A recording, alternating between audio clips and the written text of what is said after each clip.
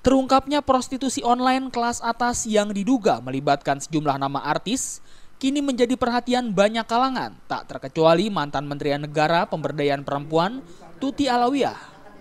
Ketua Umum Pusat Badan Kontak Majelis Taklim ini menyayangkan praktek prostitusi online kini merebak di Indonesia. Menurut Tuti, mudahnya penggunaan internet mulai dari dewasa hingga ke anak-anak menjadi salah satu faktor merebaknya praktek tidak bermoral itu. Bahkan Tuti menyebutkan Indonesia menjadi negara kedua setelah India yang paling banyak praktek prostitusinya. Tuti menghimbau agar baik masyarakat maupun kalangan artis tidak terpancing gaya hidup hedonis, sehingga tidak terseret praktek menjual diri demi mendapatkan banyak uang dalam waktu singkat. Pembinaan dan perampokan terhadap hak-hak perempuan ini terasa demikian.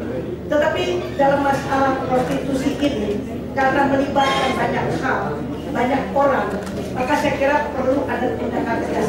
Saya termasuk berbangga kepada polisi untuk mengungkap supaya jangan sampai ada keraguan-keraguan. Kita semuanya siap membantu. Dalam hal ini gembira bahwa ini bisa terbuka dan terbuka agar supaya bisa direndahkan atau diminimalkan atau dihilangkan. Sebelumnya kasus prostitusi online ini terungkap setelah adanya kasus pembunuhan PSK online Dede Alfi Syahrin alias Tata Cabi di sebuah rumah kos di Jalan Tebet Utara 1 nomor 15C Tebet, Jakarta Selatan. Setelah kasus ini terungkap, polisi kembali mengungkap prostitusi online yang diduga melibatkan artis.